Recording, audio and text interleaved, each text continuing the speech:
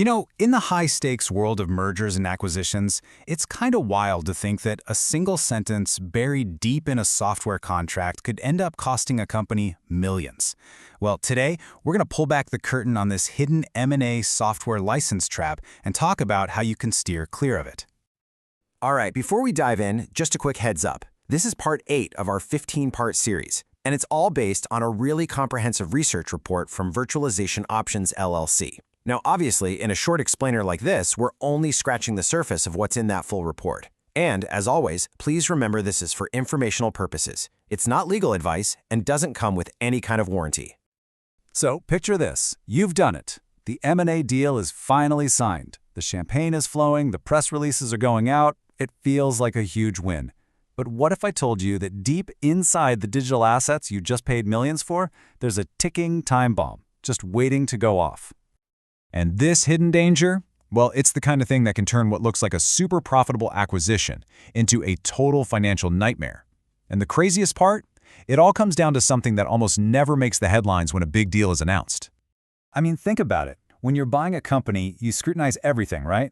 The factories, the inventory, the real estate, all the physical stuff gets put under a microscope. But software? Well, that's a whole different beast. It's intangible. It doesn't always show up neatly on a balance sheet. But trust me, the liabilities that come with it, oh, they can show up. An overlooked software contract can hide millions in costs and penalties. So at the very heart of this problem, there's a single, incredibly powerful piece of legal language that's usually buried deep in those software agreements.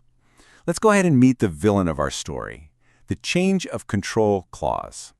Seriously, this is a question that every single M&A team should be asking themselves from day one of due diligence, because the answer could be hiding right there in the fine print of a license for some piece of software that, just happens to run the entire business you just bought. And there you have it. That's the one. This clause is basically the vendor's secret weapon to protect themselves when one of their customers gets acquired.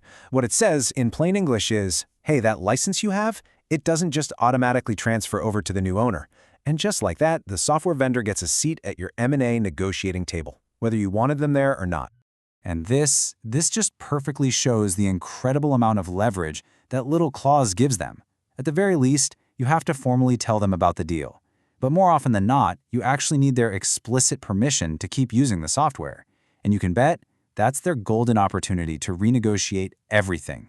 They can try to force you onto a brand new contract, get rid of all those sweet discounts the old company had, and, you guessed it, jack up the price.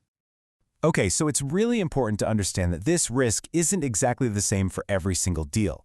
The way you actually structure the transaction, how you buy the company, can fundamentally change just how exposed you are to this whole license trap. And the contrast here is pretty stark. Think of it this way. With a stock purchase, you're buying the whole company, warts and all. That means you inherit every single agreement and every potential violation. But with an asset purchase, you're just buying specific, named pieces. The big problem, though, is that software licenses aren't like furniture. You can't just pick the ones you like and leave the rest. They often don't transfer that way. Yeah, and the research report we're drawing from is crystal clear on this. It might seem like an asset purchase is safer, right? Because you're not inheriting all those hidden liabilities. But ironically, it can create an even bigger risk. The risk that you suddenly find yourself owning a bunch of assets for a business with absolutely no legal right to use the critical software that makes it all work. Okay, so this brings us to probably the biggest practical hurdle in this whole process. Before you can even think about tackling those change of control clauses, you have to do some detective work. You first have to figure out what software the company you're buying is even using. And believe me, that is a lot harder than it sounds. I mean, just think about it for a second. There's no essential official registry for this stuff. The proof of a license could be a dusty contract in a filing cabinet somewhere. It could be a confirmation email buried in some ex-employee's inbox from 5 years ago. Or it could just be a recurring charge on a corporate credit card.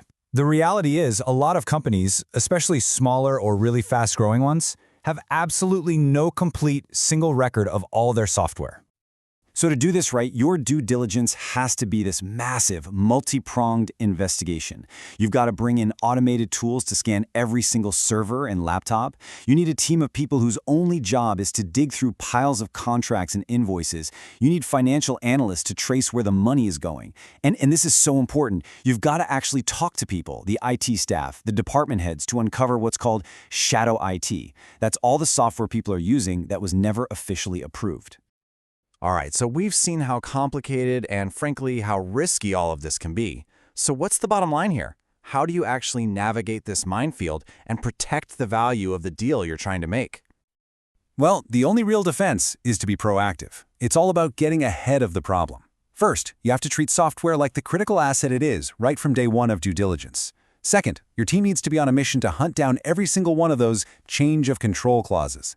Third, you absolutely have to start talking to the vendors and getting their consent way before the deal is set to close. And finally, you have to build protection right into the purchase agreement itself, with warranties and indemnifications. Basically, getting the seller to promise that everything is in order and that they'll cover the costs if it turns out it's not.